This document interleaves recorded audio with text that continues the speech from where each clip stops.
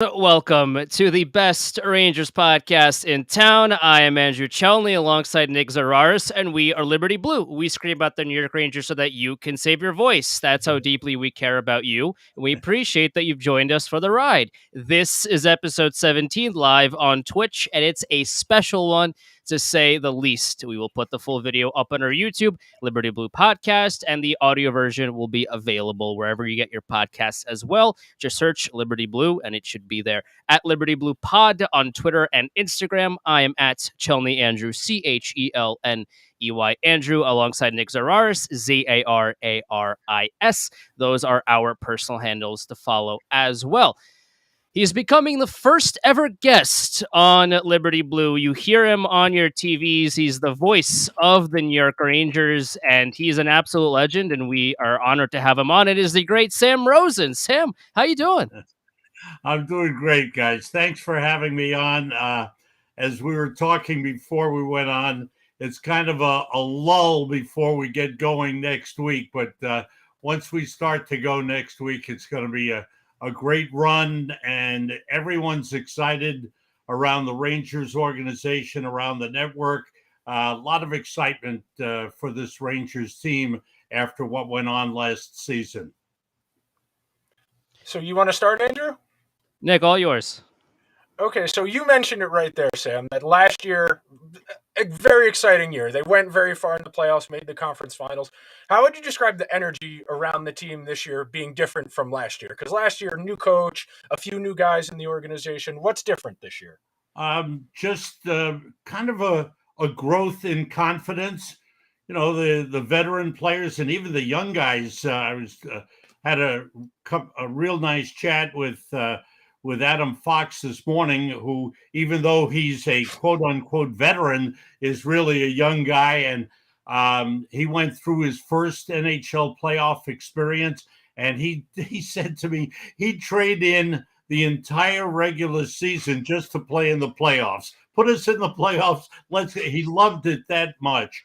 And I think the excitement that went on, the fact that the team played so well, went as far as it did, and there's a belief that they have the players in the room that can go even farther. A couple of additions. Yes, they lost a couple of players, but you start the season with some real quality players. You start, the man I mentioned, Adam Fox, is a Norris Trophy winner and should only continue to get better. They have the best goaltender in the NHL in the room, in Igor Shuswapkin. They believe in him 1,000%. And then you have the high caliber players that we know about: Mika Zibanejad, Chris Kreider, Artemi Panarin. They brought in Vinny Trocheck. There are a lot of good reasons to believe this team can not only match what happened last year, but with some good luck and things fall right for them, maybe go even farther. Well, to piggyback on that, Sam, one of the storylines from maybe the outside noise is that the Rangers are kind of sped up through the process of their rebuild, and the Eastern Conference Finals appearance was maybe a little bit too quick, and they maybe was a little bit too soon, and that they won't repeat that success this upcoming season. Do you think the Rangers have what it takes to go back and maybe even go further than that, or maybe last season was a little bit maybe too lucky, and maybe they shouldn't have gotten that far?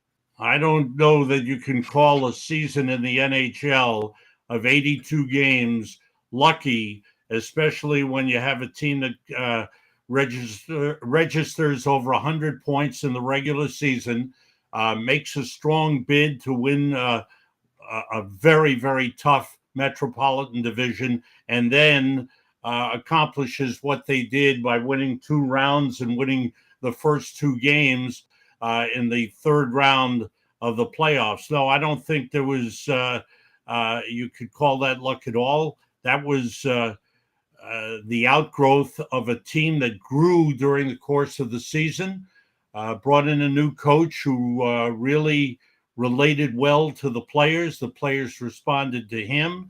The new president and general manager, Chris Drury, made some really good moves, especially at the trade deadline, to bring in players that were ready to play in the playoffs and contributed. And then, of course, the growth of the man I mentioned before, Igor Shuswapkin. He's not a baby. He's 26 years old. He's a veteran now. He does have a new baby. He and his wife had a baby in the off season, but he is very serious about the way he approaches his job. And now we have a new captain on the New York Rangers, and Jacob Trouba, well-respected player who leads the physical nature of this team. So a lot of good things on this team.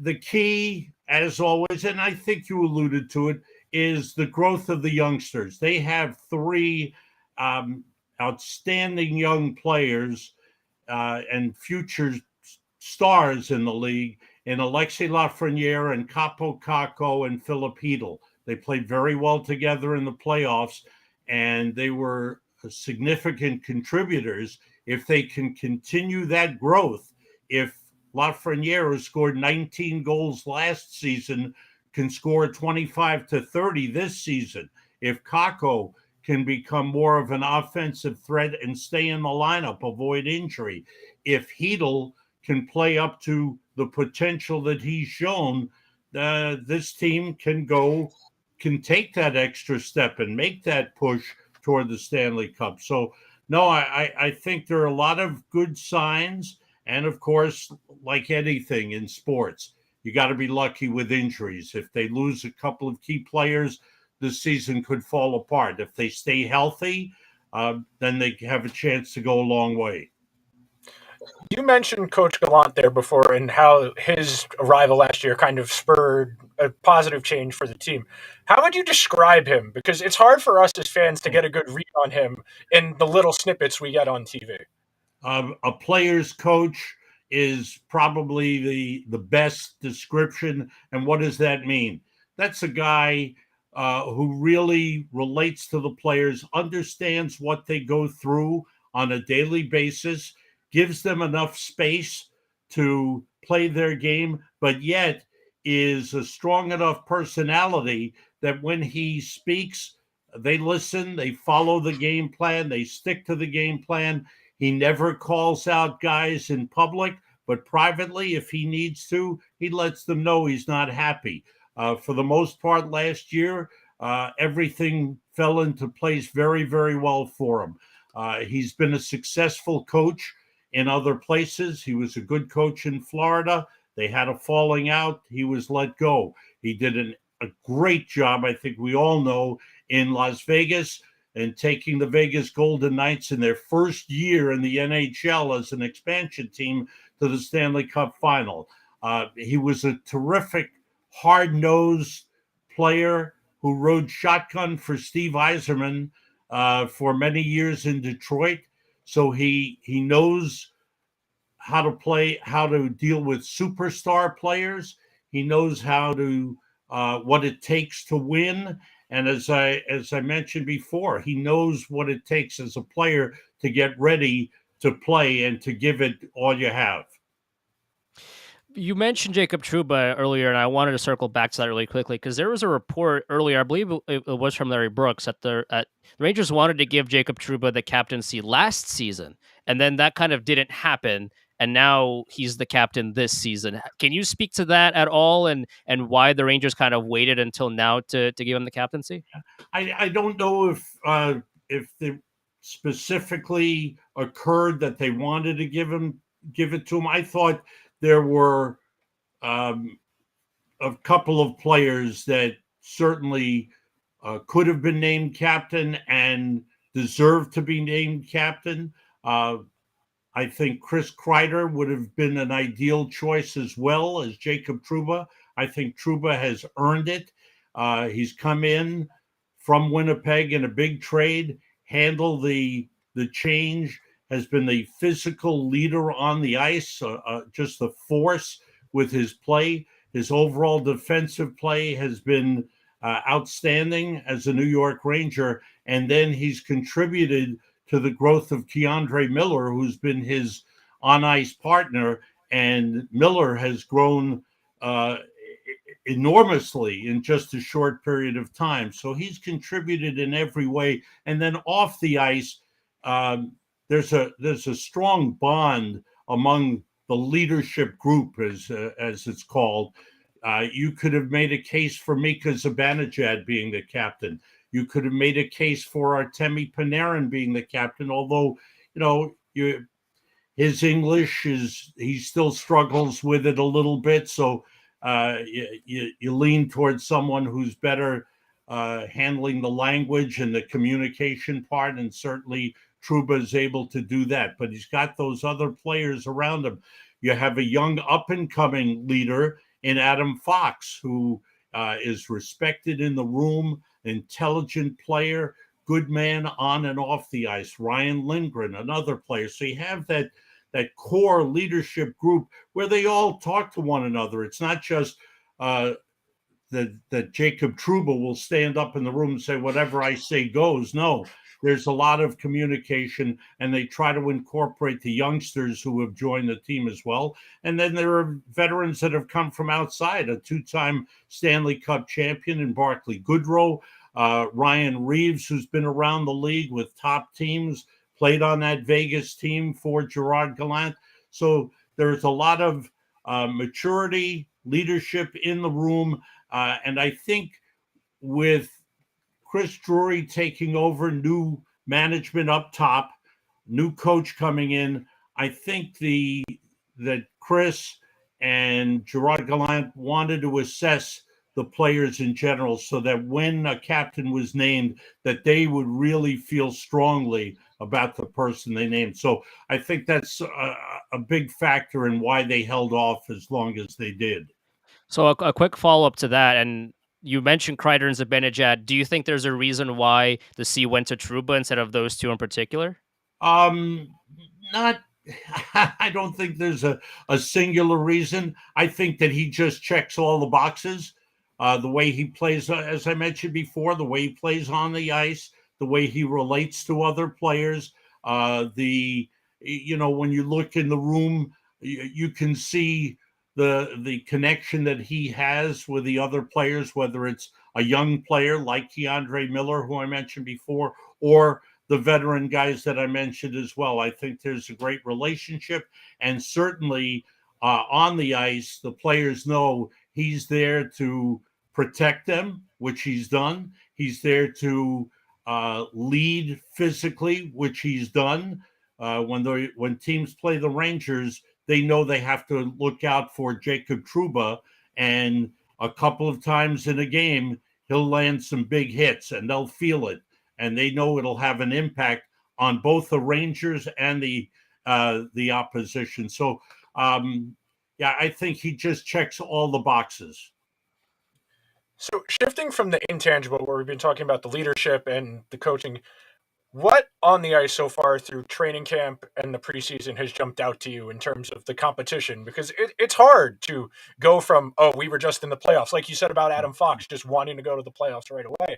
How do you deal with that as a team, looking at that? How has training camp gone in that respect? I think training camp has gone well. Again, as I mentioned before, there's a confidence in the room based on the fact that they proved that they could play with the top teams in the league. Now, we don't know how they would have matched up against the Colorado team, but certainly against the two-time Stanley Cup champion Tampa Bay Lightning, they were right there. They were up 2-0 in Game 3, and man, if they could have won Game 3, who knows? They could have been in the Stanley Cup final playing for the big prize. But I think that's what they proved to themselves, that they could go through an entire season, play with all the top teams in the league, handle whatever pressure there was in the race for first the playoffs and then for first place in the division. And then, of course,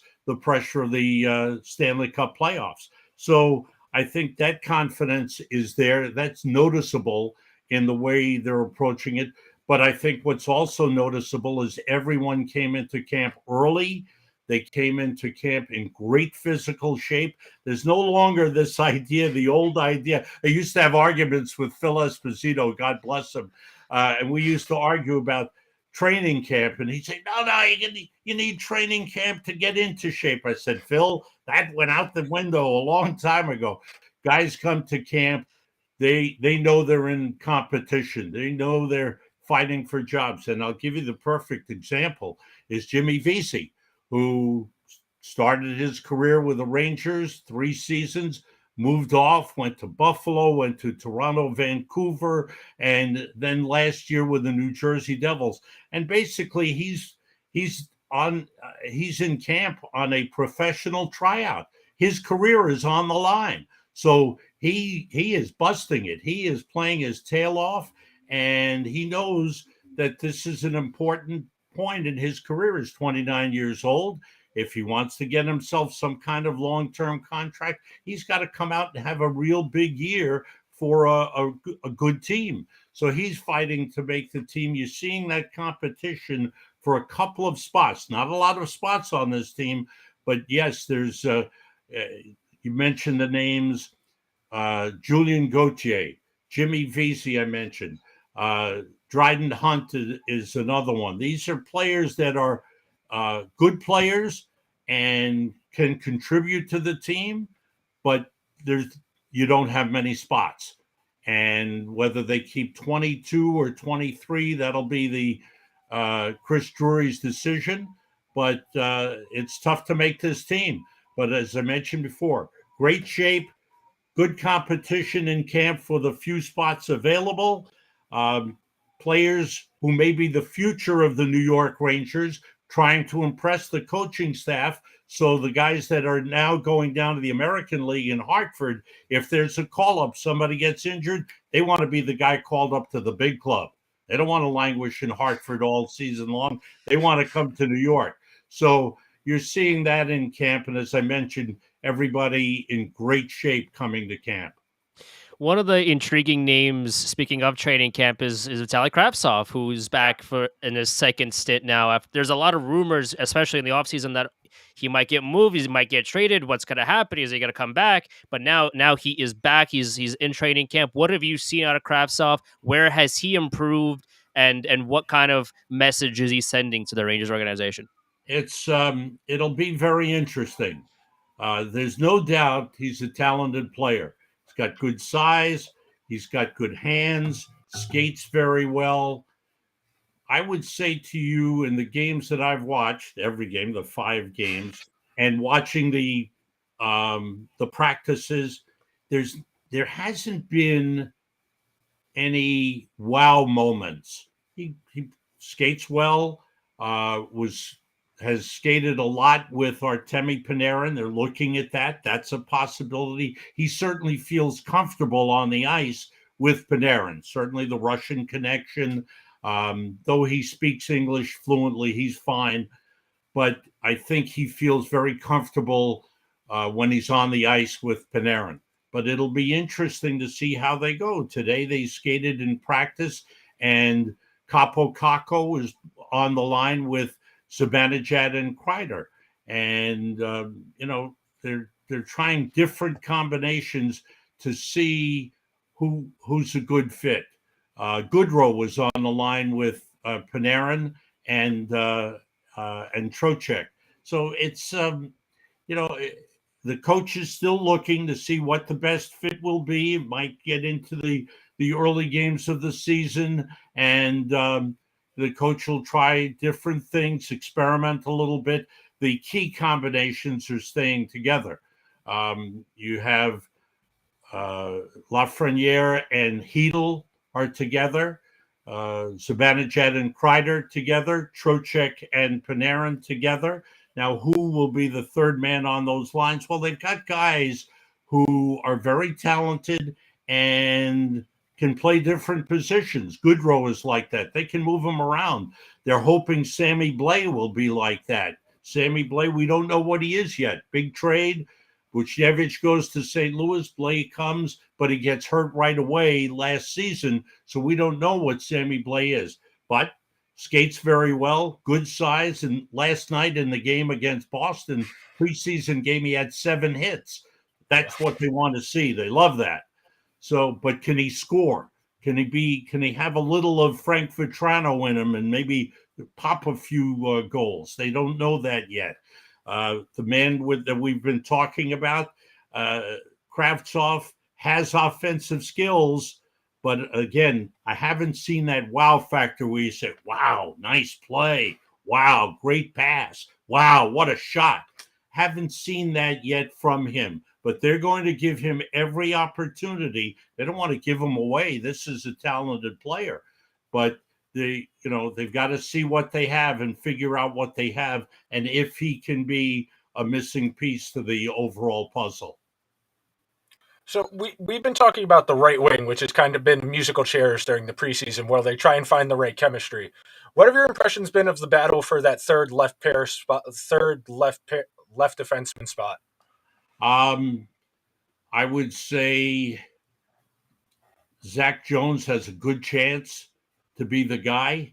That's another player who came out of college, great reputation, helped UMass win a national championship, played a few games with the Rangers, was nervous, came to camp last year, showed improvement, spent most of the season in Hartford, did come up briefly. This year, came to camp a little stronger. He's not a big man, but the weight that he did put on was muscle, so he can withstand the physical punishment that you have every night. Moves the puck very well. Great hands, skates well, sees the ice well. Could be a real good backup to Adam Fox on the power play. Moves the puck well on the power play. So I think he's got a good chance. They're giving Libor Hajek a long look. This was the forgotten man last year. Libor Hajek, I think they're hoping will play with a little more grit to his game. I think he understands that. This is a key time for him. So you may see a combination of 6 and 7, Jones and Hajek. I think they're both playing well. The guy who has earned his spot is 21 years old, and that's Braden Schneider, who came up last year, played 45 games in the regular season, 20 games in the postseason, and now he looks like he's been with the Rangers for 3-4 years. Terrific skater with a very bright future. You put him in the same category as Keandre Miller, young, up and coming, but already with enough experience that you can trust them on the ice night after night.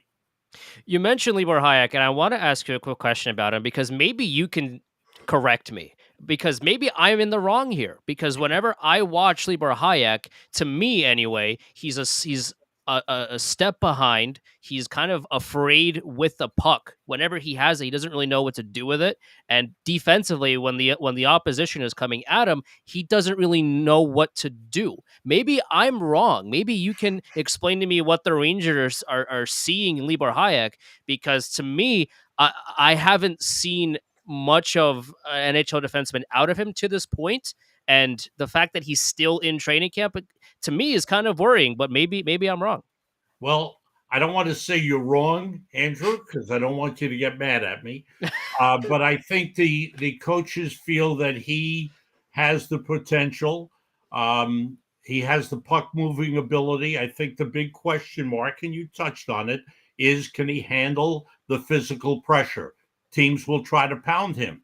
But I think last year was very difficult for him, and he stuck with it. You know, he was at practice every day. He was working hard every day, could not crack the lineup. And I think now they're giving him that chance. And I think this will tell the story of Libor Hajek. Has he learned enough? Has he gotten to the point where he can handle the physical pressure and yet play a game that will contribute to what the Rangers want to do, and that's quick puck movement?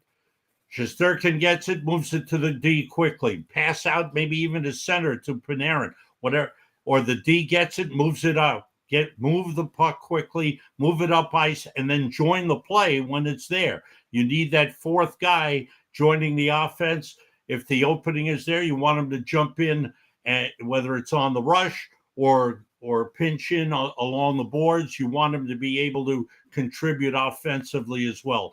I think Hayek has some of those capabilities. I don't know that he has all of them, but he'll be given the chance to show it. And so far, he hasn't shown himself to be a liability. I think he's learned from all the work he put in last year, and I think he believes in himself enough that he can do it. We'll see if that tells the story when he gets on the ice in the regular season. What were you most curious about this team coming into the year, Sam? Wow, that's an interesting question. I think how they would make up for the loss of players who were important contributors in the playoffs. Kopp was important. Mott was important. Vetrano was important. Those were big losses, and certainly a lot.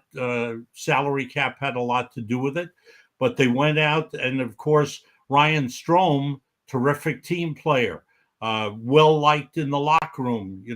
If he were still here, he would go in that group that I mentioned before as possible captains. He was well liked, had a great ability to deal with the veteran players, to communicate with the veterans, and yet we'd be on the plane, you'd see him walk to the back compartment where the younger players were, and he'd talk to the young guys and see how they were doing, and talk about the game, and talk about how they were handling things. So a great ability to deal with both players. But he signed a 5-year deal in Anaheim, and wish him nothing but great success. He was a terrific New York Ranger. So how they made up for that loss was very important. They go out and they sign Vincent Trocheck, their biggest signing of the offseason, and he's an outstanding player. He's been a 30-goal scorer in Florida, hard-nosed player. He can play third line, second line, first line, whatever you want, he can give it to you. And he plays with that edge to his game. We saw it last night when he knocked down Studnicka after Studnicka had taken a shot. He sent him flying. And I think that's the edge that the Rangers are hoping for. And that might be the difference between him and Strome, that Trocheck's a little more physical player than Strome. He needs to learn how to play with Artemi Panarin, and he's doing that. I think the first thing he said to me was, "Boy, you don't know where the pass is coming from with Panarin. You have to be ready at all times." But good players know how to play with great players, and he's learning, and they're working well together on the ice. But that was the biggest question in my mind, and we're seeing it. I was wondering who would make the team, who would they bring in? Bringing in Jimmy Vesey, as I said before, he's playing his tail off. This guy understands where he's at in his career. He's learned a lot. He had a good year with the Devils, has added penalty killing to his game, still has some offensive touch around the net, not afraid to go to the net. And another player, the versatility, and I touched on that before, something that Gerard Gallant really values is versatility in his players. He can play fourth line and be a penalty killer, or he can play up on the first line. And he was playing up with first line. I want to correct something I mentioned before. I think I said Goodrow. He was playing up on the first line with Zibanejad and Kreider, while Kakko was on the second line with Panarin and Trocheck. So Jimmy Vesey's getting a chance to show everything he can do, both as a physical player, an offensive player, and a penalty killer as well. One of the names that I thought was going to be in training camp but wasn't is Nils Lundquist, who's now in Dallas. And this trade happened a couple of weeks ago, and I still kind of don't believe it. Like I don't, for at least from an outsider's perspective, I kind of don't understand why the Rangers did this move. I like the return that they got for Nils Lundquist. I think he's a very talented player, and I think he's going to do well in Dallas. I think he should have still been a Ranger. I think there was a fit here. I think he brought talent and more of an offensive punch to that blue line, and that otherwise, besides maybe Adam Fox and sometimes Jacob Trouba, doesn't that the overall blue line could have used. And I'm kind of questioning why this move had to happen. Can you offer me any insight as to that? I would say to you that I agree with your assessment. He's a talented player and a mature player. That usually the players who come from Sweden will be a little on the more mature and able to handle the transition to the NHL. I would say to you that his being there gave them maybe a little too many of the same type players. You have Adam Fox, and you signed Adam Fox. The Rangers have signed Adam Fox to a long-term contract. He's going to be there for a long time. You have Zach Jones, and I think they like the way Zach Jones has progressed. And I think in the grand scheme of things, he was ahead of Nils Lundquist. Lundquist had been down in Hartford. So was Zach Jones. I think that Jones was ahead of him. So I think they felt that Lundquist was expendable, and they did get a return for him. So there was value there. So you can't keep everybody. It's one of those things. You love your players, but you can't fall in love with your players to the point where you can't give them up. I don't love the term, but they're assets, and you have to use those assets to improve your team. And while you have a player like Lundquist who has value, and you have a partner who thinks he could be of value to their team, you make the deal. And I think that's really what went into making the deal. You don't mind having smaller players, but you can't have too many of them. You need some players with size, then the puck-moving players. And if they play Fox and they play Zach Jones, you have two of them. The rest of the defense has the size. And, of course, Fox is playing with Lindgren, a physical defenseman. Zach Jones will be playing with Schneider, a physical defenseman, young and strong. So I think that's what went into the move. That was probably the key element in making that deal. Not that they didn't like Lundquist, but they had to use him as an asset to get something back while he still had value. So, Sam, this is a broadcasting question. How do you keep track of everything? Because I know I catch myself talking too fast while I'm watching something. I cannot imagine having to talk into a microphone while trying to keep track of everything and still making sense while not losing track of what I'm trying to say. Try not to go crazy. try to make sense of things. And if you catch yourself saying something factually incorrect, you've got to correct it right away. But there's no doubt you have help in the broadcast booth. I'm working with probably the best analyst in all of hockey, bar none, and that's Joe Micheletti, who knows the game inside out. He knows the players. He knows the coaches. He is a wealth of information. I have a strong statistician, Emmett McGuire, who I've worked with for years. I think I've lost count how many years we've been together. He is a hockey nut, and if he hears me say something incorrect or that's not 100%, he'll give me a high sign. So there's communication there. But he's also providing me with information during statistical information that I might not have at my fingertips. He's got it, and he'll hand it to me. So it's a team effort, coordinated, and we've got a great production team. You put it all together, and the end result is still the game is the thing.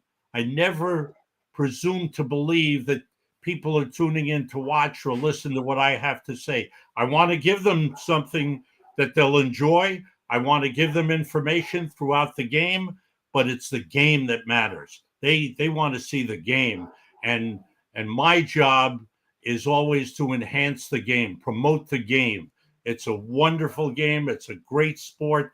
And I have the good fortune of working with one of the greatest organizations in all of sports. And I want to let people know that they're going to have a good time watching this team. You mentioned Vinny Trocheck here, the newest one of the newest New York Rangers, and he's taking over for now Anaheim Ducks legend Ryan Strome.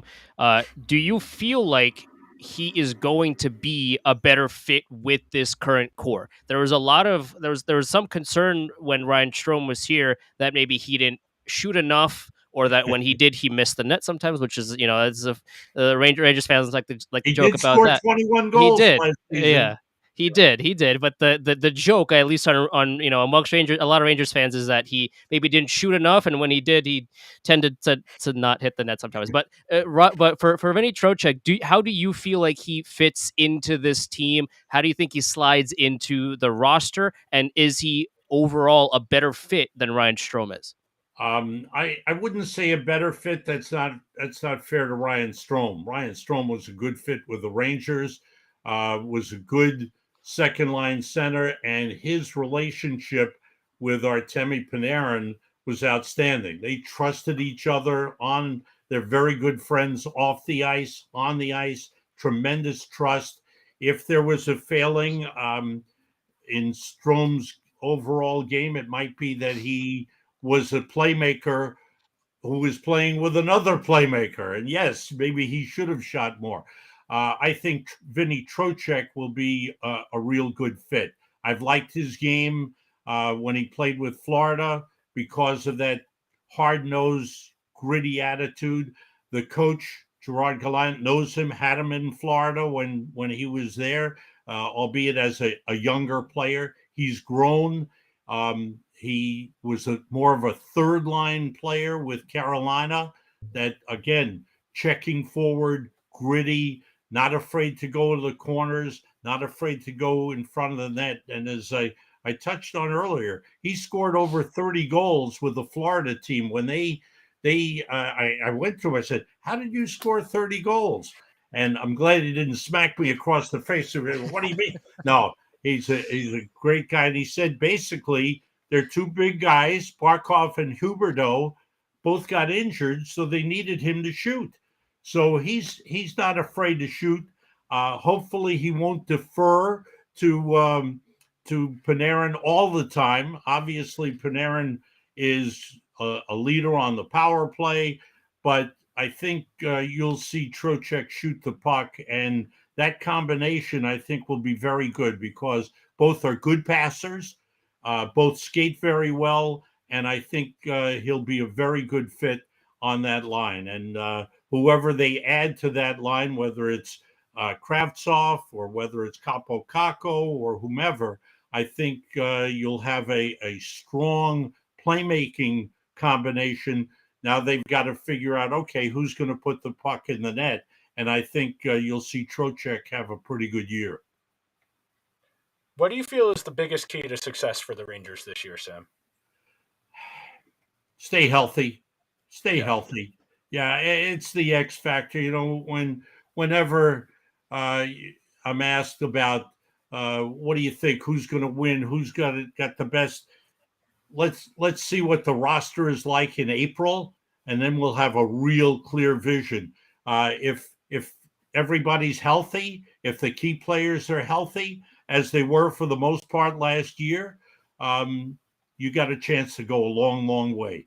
If something happened, God forbid, something happened to Igor Shuswapkin, Rangers would be in serious trouble.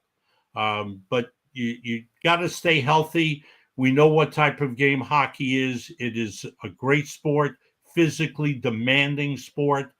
And if you can get through the 6-month regular season and get to that 2-month race for the playoffs, that championship time in May and June, and you can be healthy and your key players are going strong and get hot at the right time, you've got a chance to go a long way and maybe win it all. And this team is getting very close to that point. There's good talent. It's growing, as I mentioned before. how much those youngsters contribute to the success of this team. Lafreniere, Kakko, Hedel, now Kravtsov, put him in the mix. How much they contribute to the success of this team will go a long way in determining how far the team goes this year. Well, you mentioned the kids in Lafreniere, Hedel, and Kako, and one of the debates amongst Rangers fans is, do you keep the kid line together, or would you break them up and have them play on different lines to get them more ice time? Let's say, Sam Rosen, that you are now Gerard Gallant. Would you keep that kid line together, or would you break them up? If they're going and they're producing goals, it's not just enough to look good on the ice and make nice plays, and they do. But if they're going strong, I like them together. I do. Lafreniere, but there's another player, Lafreniere, 19 goals last season. Can he up that number? And he loves to be a playmaker. Hedel might be the dark horse here. He wants to be a shooter. He talked about, he went home to the Czech Republic and he worked on his shot. Every day he said, I worked on my shot. So it'll be interesting. Kakko he needs to stay healthy. He's strong. He gets involved physically. He's got great tools. What a goal he scored last night. I mentioned the wow factor, that backhander that he scored on the breakaway. That was a wow. And so, I would say as a coach, you never lock yourself in. If that line is going well, keep them together and let them lead the team. If you need help somewhere else, then you take one of those guys and you keep two together and move one somewhere else. So as a coach, you have to be flexible. That's what I talked about. One of Gerard Gallant's strengths as a head coach is he likes versatility and he likes players that he can move around. They brought in Andrew Kopp last year. He played on first line, second line, third line. He was a deadline acquisition. They bring in Barclay Goodrow. Goodrow plays on any line. He can score when you need him. He'll score the odd goal. He'll be a checking forward. You love to have that versatility where you can move guys to different spots, and that's something that you have in all three of those kids on the kid line. They all have the versatility. Hedel can play center. He can shoot the puck. Lafreniere can play left wing or right wing. Kakko can play left wing or right wing. So there's versatility there, and if you need them, if you need to break up the line, you do it. Otherwise, if they're the hottest line on the team, play them. Play them 20 minutes a game. Go for it. All right, this is my last question. This is a funny one, and someone gave me this idea actually, because they're also in broadcasting, so they asked me to ask you this. So, have you ever caught yourself? What is the funniest thing you said? Wait a minute, what did I just say? What's your funniest on-air mess up you've had? Oh wow. I tried very hard not to have those. Yeah. I probably would have to go back to the early days when I was just starting out. And I was doing radio, filling in for Marv Albert on radio on the Rangers broadcast. And I was working with Sal Messina, who was the analyst, a Hall of Famer, and a great, great guy. And it was I might have been the first game he and I worked together. So I come down to the booth, at least if it wasn't the first, it was the second.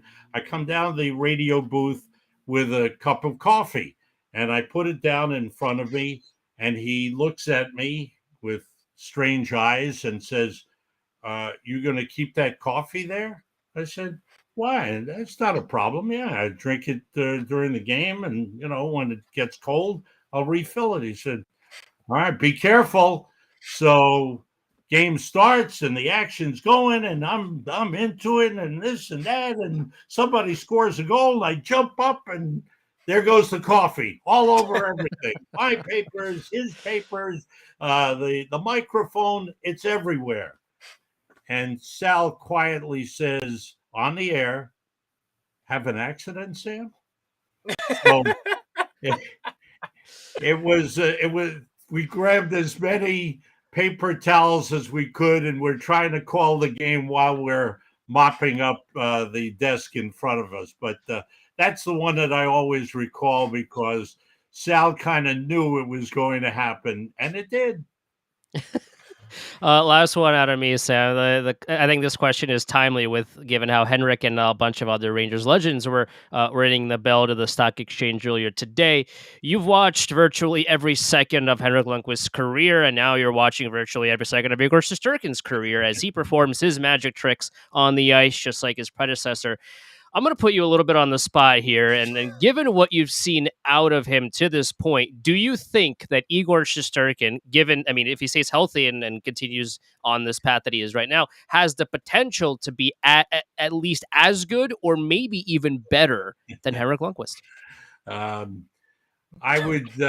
would say he's in that class, but he's got to play 10 to 15 years at that level to be Henrik Lundqvist. But there's no doubt that Igor Shuswapkin has the capability of being a great goaltender. We've had some outstanding ones, as you know. Eddie Giacomin, Hall of Famer. Even in the old days, I go back to when I was a kid watching Gump Worsley, who had no help, very little help on the ice with some bad Rangers teams, went up to Montreal and became a Hall of Famer. But Mike Richter, as good as it gets, and Henrik Lundqvist, he has set the bar. He's set the bar right now for modern day Ranger goaltenders. Just the face of the franchise, the leader on the ice, and I think Igor Shuswapkin has the capability, as he showed last season, of being a great goaltender. We'll see. Certainly, if he can put those years back to back, and the Rangers go deep in the playoffs, then we'll know we have something special. Then we know we have something super special. Sam, you're the best. You're the absolute best, a legend, and we super appreciate your time. We've been with us for 45 minutes.